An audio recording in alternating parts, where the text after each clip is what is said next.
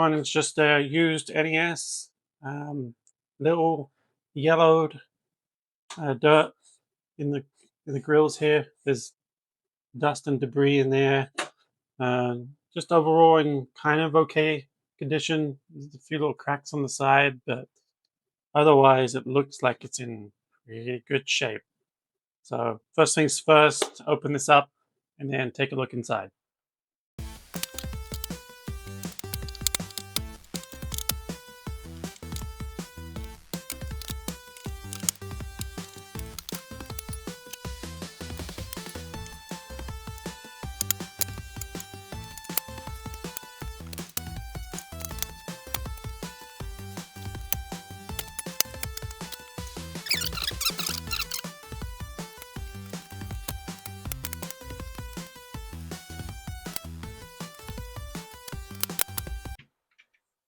Okay, so let's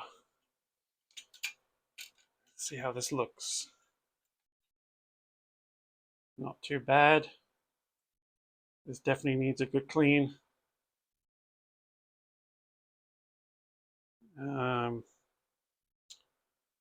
Let's see what else we have here.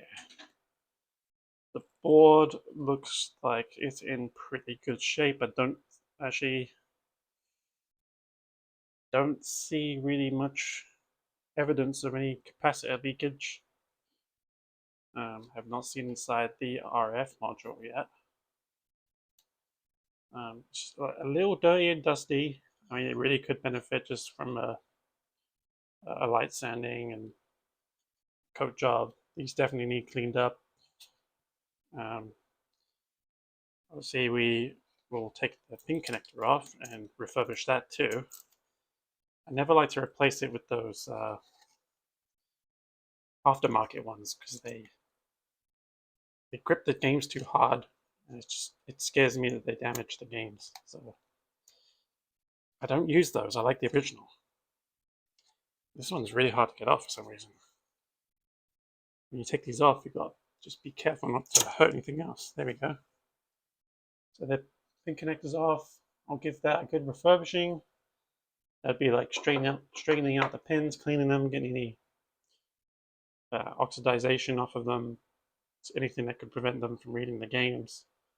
Also, this needs a really good clean right here. And I think that's why I was having a little trouble getting off. Just looks a bit grimy. So definitely tell the time has had an impact on this thing. So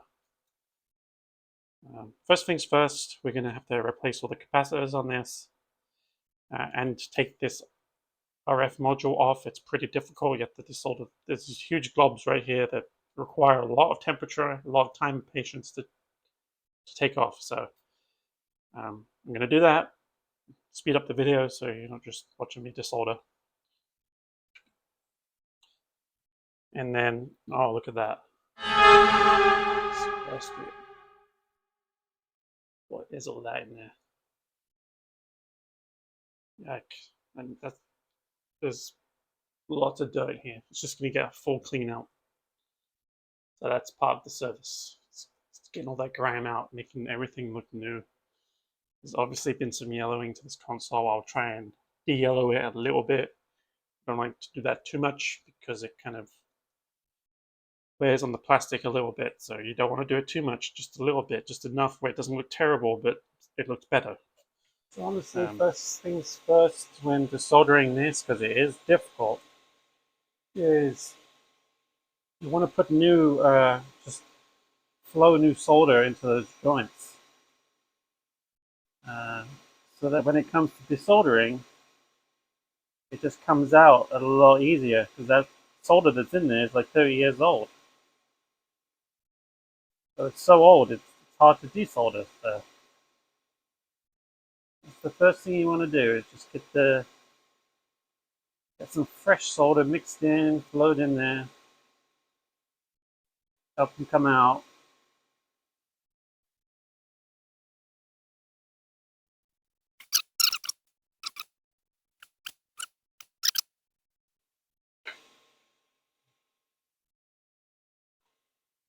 Next thing, take it with the desoldering gun, and get the old stuff out.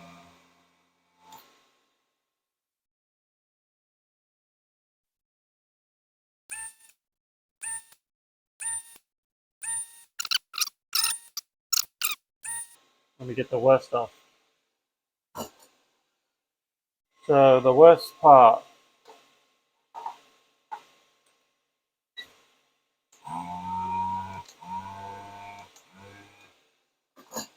Okay. So the worst part of these, I mean, there's so much there, it's really hard to melt with all that old solder there. So honestly, the best way to handle those is a lot of time and patience and a lot of heat. So let me get to work on those.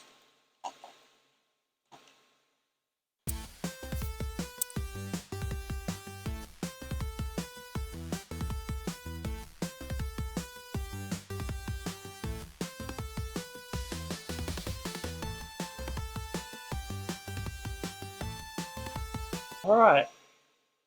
So I don't know if you can see that. I've done one. That's just one. I mean, there is so much solder on these things. It takes a lot of time, patience, and heat. They have to take a good old time, and that's why we charge a little extra for the NES, because uh, getting this thing off is time consuming and it's a pain, and we want to do it without damaging anything. So that's why, and you have to really take it off to replace these capacitors. If you're looking to see the reason, this is the main one, just for the extra time it takes.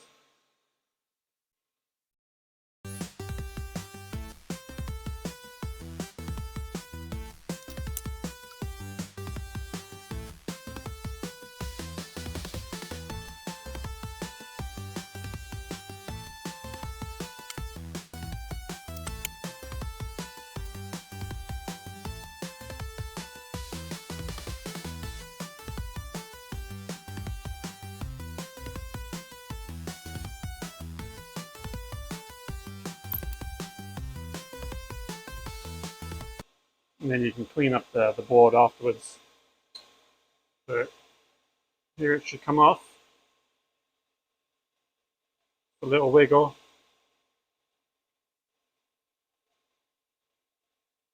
And caught on something, there you go. And there's your RF module taken off. And now that it's off, I'm going to obviously clean up the board a little bit here. I'm going to give solder these capacitors, going to clean the board, clean all the pads, and then now that we've got this off, we can actually open this up. And once that's opened up, see if I can open it. Okay, there's one side.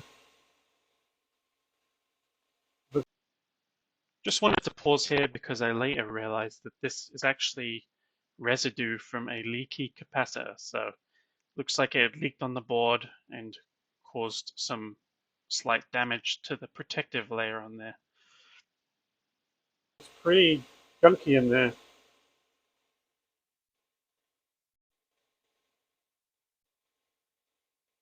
Definitely needs a good clean, especially right around here. You see what the top looks like.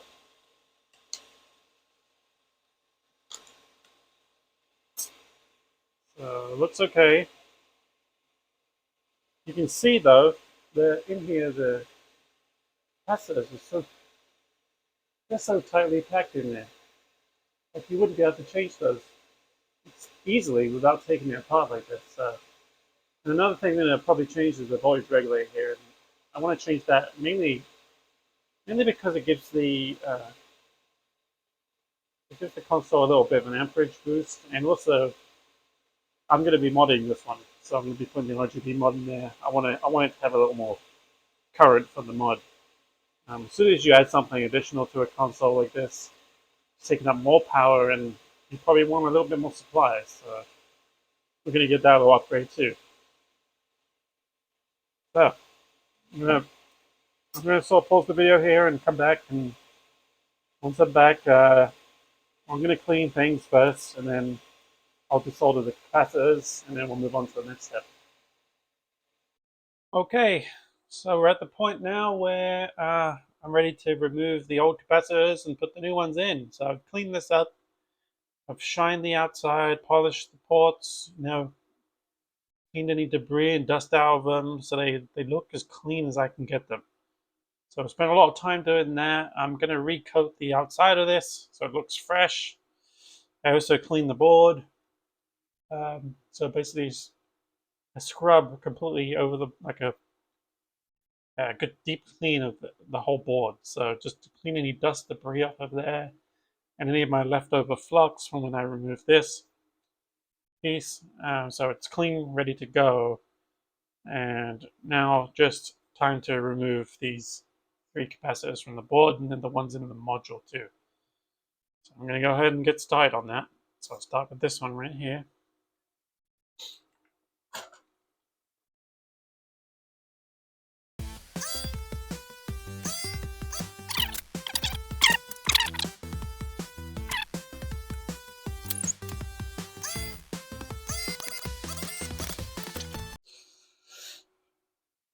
Okay, I'm back, and I was just desoldering these capacitors, and I was desoldering one from the RF unit, and I noticed it smelled bad. And then when I just pulled it out, oh yeah, close-up view of this. Let's see if I can focus this in.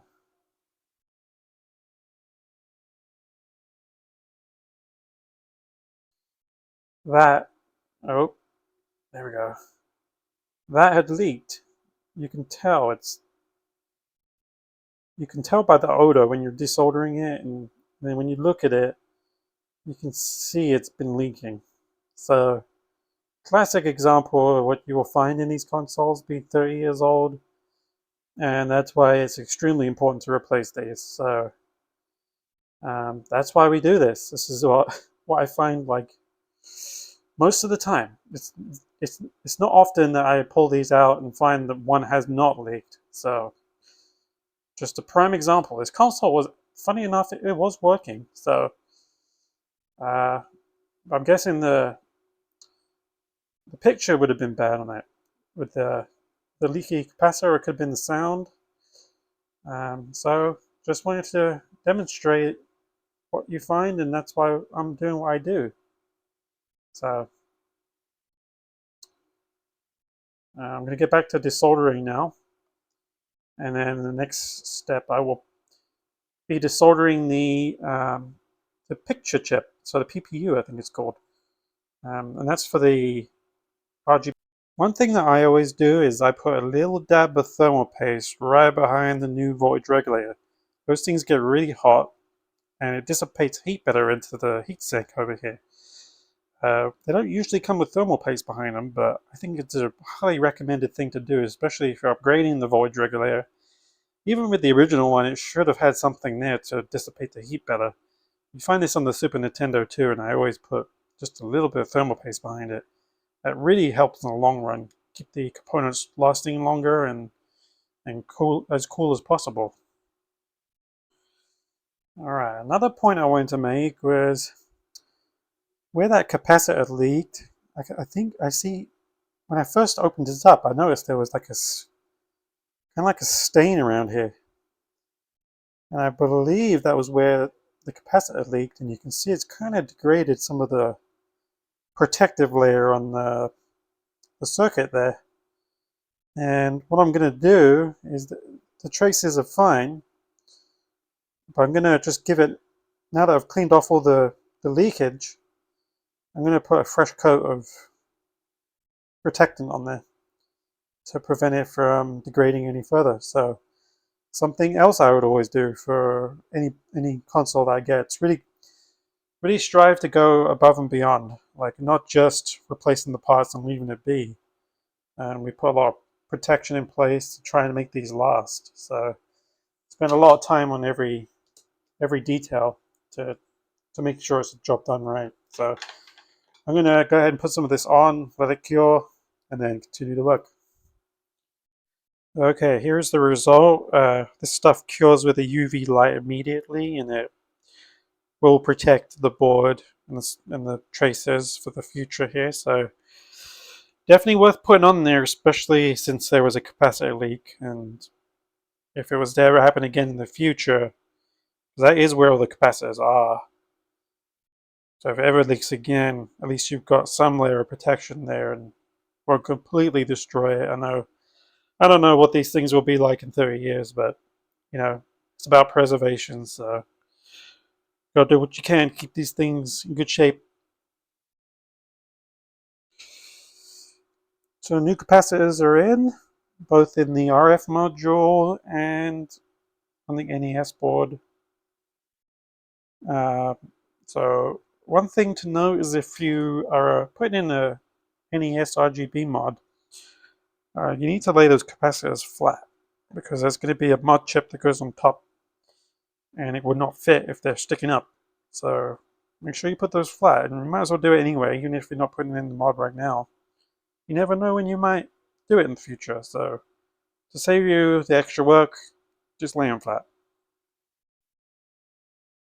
Alright, the next step, in order to install the RGB mod, the RGB mod chip is right here. I'll open it up and show you.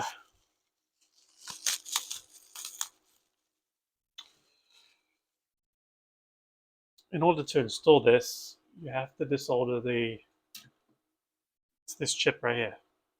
I just call it the PPU chip. But this one right here, it's very difficult to desolder. You need a lot of time and patience. When you desolder it, it should just fall out. You got to be careful not to apply too much heat to it, otherwise you can damage it. So that's the next step. That's what I'm going to do now so that we can get it onto this board for installing the RGB mod.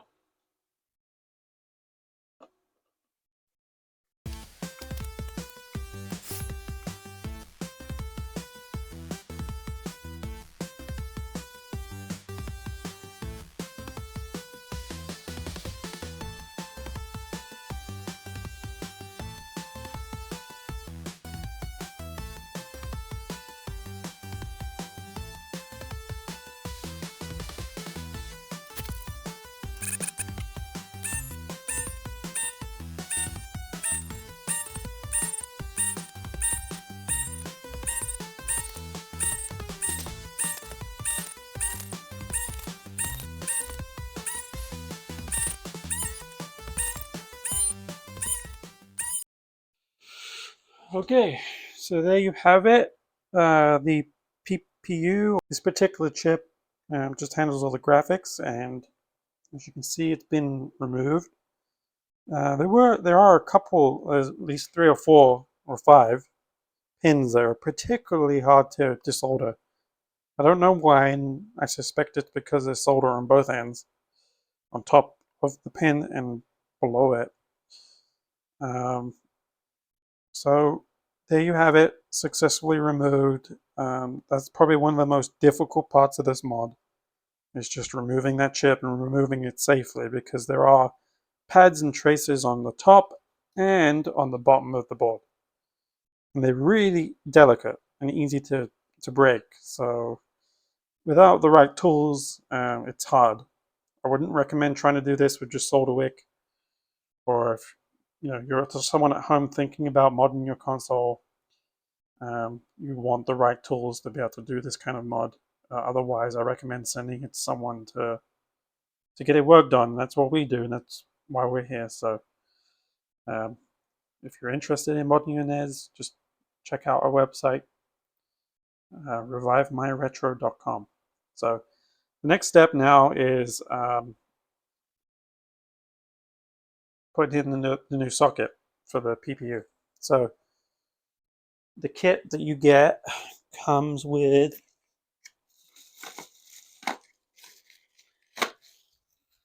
a little bag of parts, and probably the most important thing right now is this. This is just the socket for the mod board. So What you're going to do next is solder this where the chip used to be. That should go in nice and smoothly. There you go.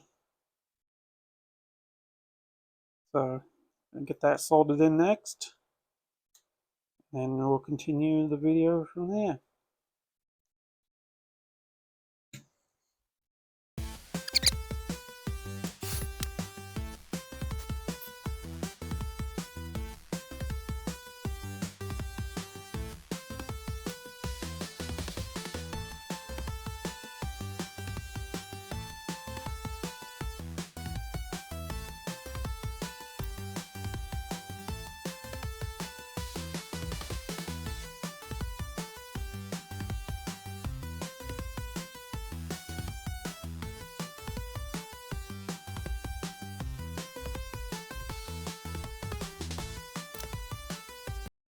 So a little fun fact, I removed this socket. I'm actually going to put in my own one, not one that came with the kit. This one right here doesn't have the little circular things on it. I was having so much trouble trying to get this just pushed into that socket. It wouldn't go. And I wasn't going to push so hard that I was going to break the board. So I decided to desolder it, and I'm going to put my own socket in that I know is a little bit more reliable and a little nicer to use. So, okay, so here we go. Put the nicer one on there. So, less problems.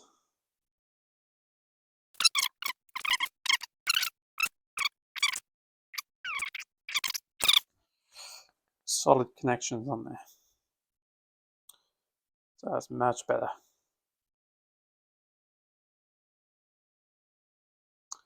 All right, now I can put the board in. And this, thankfully, with this socket, should go in a lot easier this time. So, push down on it. There you go. I just stepped away to make sure it was all put in properly, and it went in way, way easier than what I was experiencing with that other socket. And it feels secure, it's not going to just fall out. It's pretty solid in there. So, and there's those capacitors I was talking about earlier where you have to lay them flat, and see how important that is. So this board actually fits. You see there's a few other components in there that kind of squish to the side a little bit from this board going in. So just be wary of those. Don't try not to break them. I mean, it's okay to bend them a little bit. Just make sure they don't break off. So that's it. Now on to the next stage of wiring this all up to a multi-out port. That's what I prefer using. What the kit comes with is this thing. I'm not a fan of that because that means you need this kind of special looking wire. And alright, before I moved on to the next step of actually wiring up the RGB board, I just wanted to show you how things are looking so far. Look at the RF module. It's been cleaned up, shined up, given a fresh coat of paint. It just looks brand new. I mean, that's the goal here, just to make this thing look like new, as well as modding it. So, clean the board again, just make it look fresh, clean. It's going to be in tip-top condition when this is done. So this is going to be a nice one.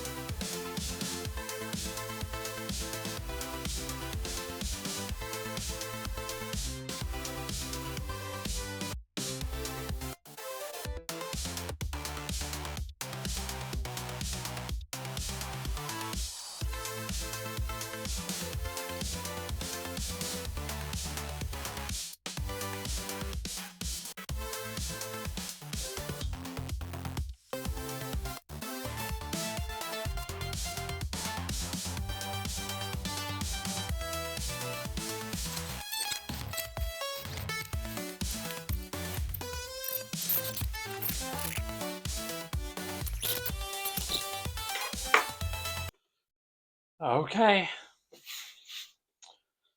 it is done. You can see I cleaned this thing inside and out. It's a big difference from how it was when I first pulled this up on a video. So looks good. Obviously now nice and clean inside and out. Looking good. I did try and de-yellow this a little bit, not too much. I didn't want to completely ruin it. And see, now we have the multi-out port, which we'll get the RGB from, and we can also do component, or composite, I should say. Oh, it's component, that's right. So multi-out port that will support RGB and composite. So I know you'd normally do that from here now. With this, you can just use your standard Nintendo cable, and you can do both RGB or composite. So this moment of truth, time to test this to see if it's actually working and if it's outputting RGB. And it works with both RGB and composite. So we'll see. Okay, this is the moment of truth. This is the cable I was talking about earlier. It's just regular composite and goes to the multi-out cable. This is what you'd normally have for like your Super Nintendo. It's really convenient to be able to use this cable now on the NES. So goes in nice and smoothly. Really nice to have that. Okay, power's in. This is the moment of truth. I've got my CRT up here. Oh, wait, I've got to put the game in first. So my favorite one to test it with is Super Mario Bros. 3. Love this game. The best. And now that I cleaned all the pins, just slides in really nice. Like, you don't feel like it's gripping the game. Those aftermarket ones, it just feels horrible when you push them in. And the one that came factory is just way nicer on the games. And then now that we've cleaned the pins, this should just work, no problem. No need to blow in them or anything. Look at that, the blue LED, and the game's coming up just fine. Now, that's just regular composite, so just standard signal that you'd normally get from the game. I mean, from the original Nintendo. That's the regular picture quality that you'd see. So there's little Mario there.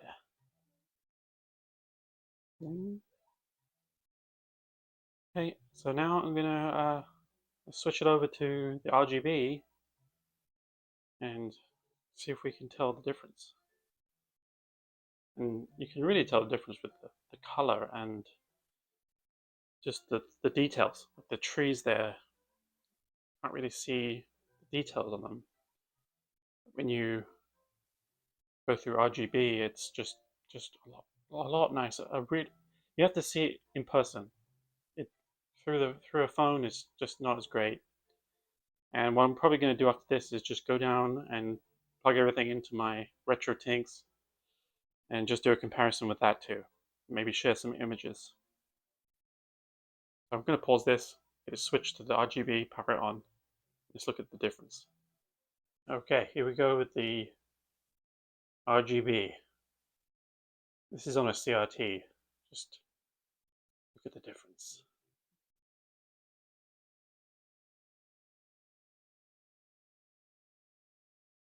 And you can really tell, like on an upscaler too. When you plug this into an upscaler, it just looks amazing on a modern TV. Look at the details on the tree. I mean, you can really make them out now. It just goes from a fuzzy looking picture to just a crisp, clear picture.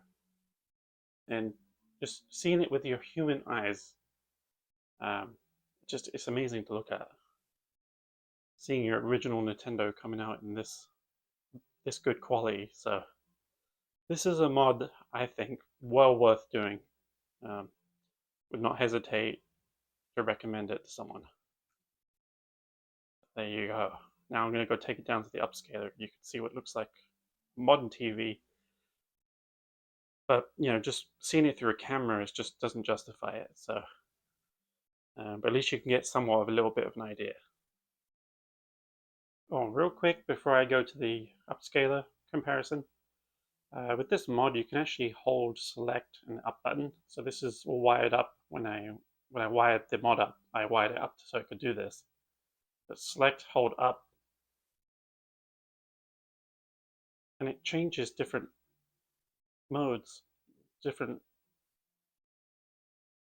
types of, I think they're called,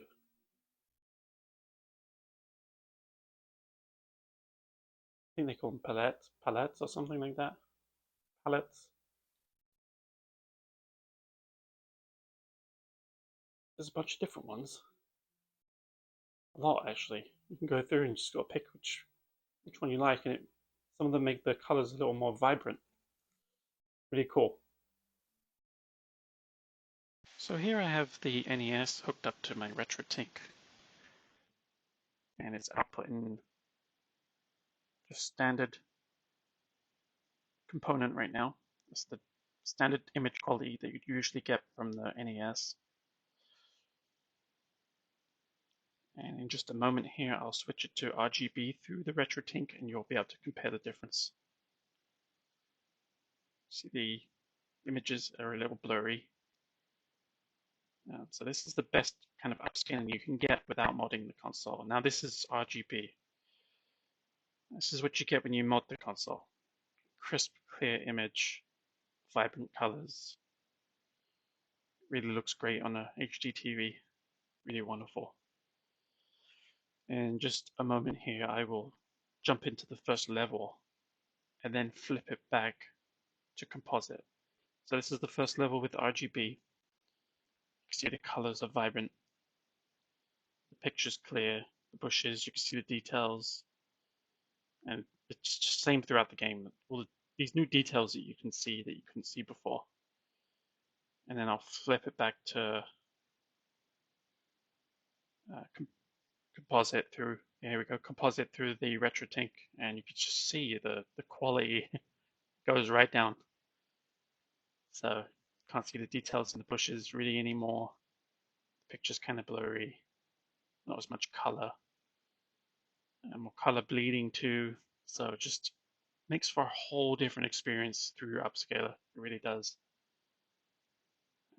So if you're interested in modding your console, I'm going to be providing this as a service. I'm waiting for a stock to come in. But if you want someone to mod your NES, that's what I am here to help with. So hope you enjoyed this video, and I appreciate watching. And if you have a Facebook page you can follow, so I'd appreciate if you follow my page and like and subscribe to my YouTube channel. I'd like to make more videos, and this is my first, so if you like this content, I'll make more.